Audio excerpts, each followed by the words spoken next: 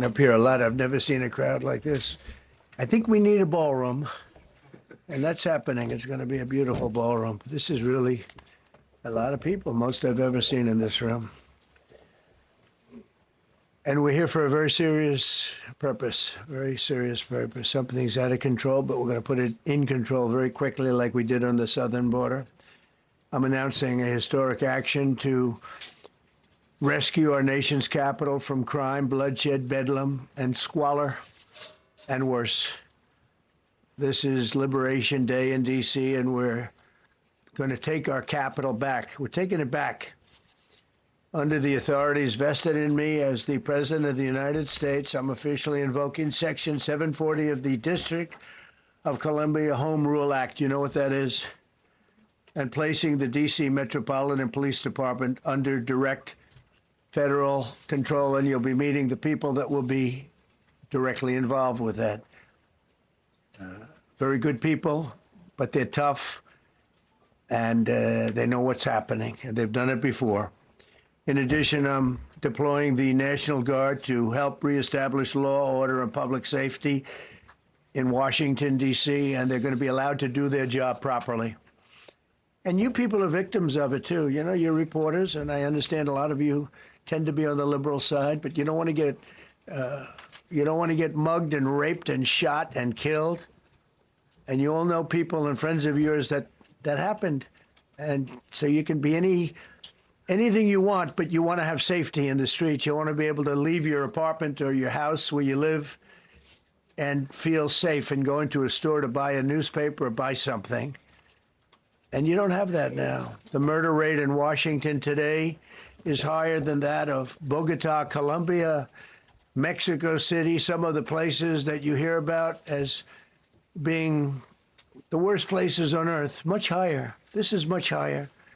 The number of car thefts has doubled over the past 5 years, and the number of carjackings has more than tripled. Murders in 2023 reached the highest rate probably ever. They say 25 years, but they don't know what that means because it just goes back 25 years. Can't be worse. Our capital city has been overtaken by violent gangs and bloodthirsty criminals, roving mobs of wild youth, drugged out maniacs and homeless people. And we're not going to let it happen anymore. We're not going to take it. Just like we did on our southern border. Nobody comes through our southern border anymore. 3 months in a row, we had zero. I don't know if that's right, but the people that do the work, it's a very liberal group of people, actually, and they actually said zero for the last 3 months. Nobody thought a thing like that was possible. And, you know, when you take a look at numbers, I just saw some charts. These are different cities throughout the world. Red is, okay, the red is a place called Washington, D.C. Look at these.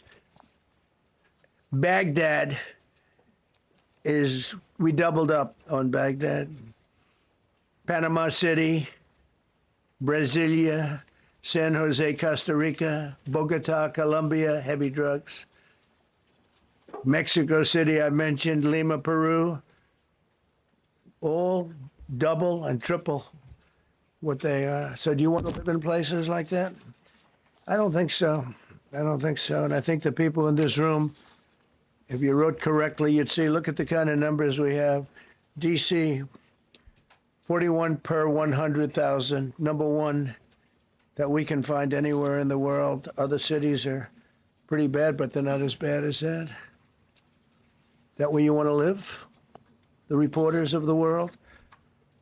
Juvenile offenders and crimes against persons, as they say. It's getting worse. Not getting better, it's getting worse.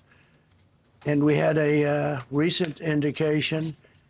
There was a story about a man who was just left. He quit because he was asked to do phony numbers on crime. And we're going to look into that. I think Pam is going to be looking into that. But he was asked by the city, I guess, that we don't want to show the real numbers. Let me do numbers so it looks like it's going down. Not going down. And under Biden, it was a disaster. And nobody did anything about it. We're going to do things about it like you wouldn't believe.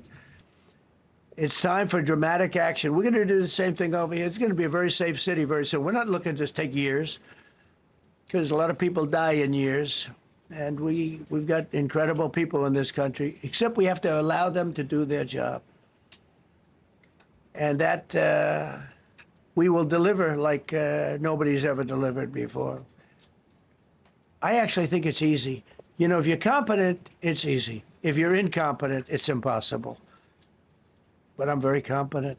Last week, my administration surged 500 federal agents into the district, including from the FBI, ATF, DEA, Park Police, the U.S. Marshal Service, the Secret Service, and the Department of Homeland Security. You know, a lot of nations, they don't have anything like that.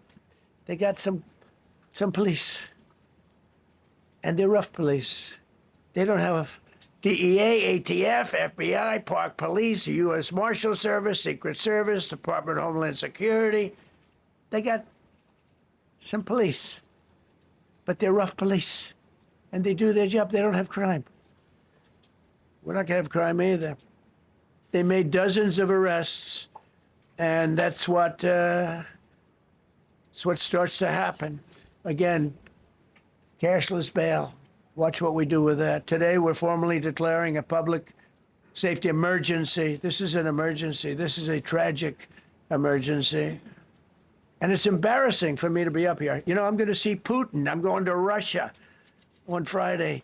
I don't like being up here talking about how unsafe and how dirty and disgusting this once beautiful capital was, with graffiti all over the walls. It's another part of it, by the way, because we're talking about safety, but we're also talking about beautification. We have the most beautiful, potentially, capital in the world. We always had.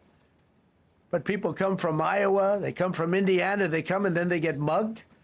Not going to happen. Keep coming, because by the time you get your trip set, it's going to be safe again, and it's going to be clean very quickly.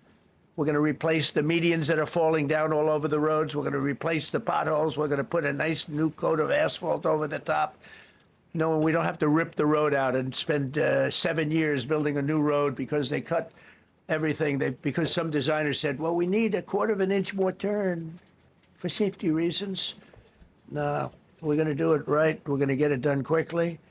So today we're declaring public safety emergency in the District of Columbia, and Attorney General Pam Bondi, who's fantastic, is taking command of the Metropolitan Police Department as of this moment.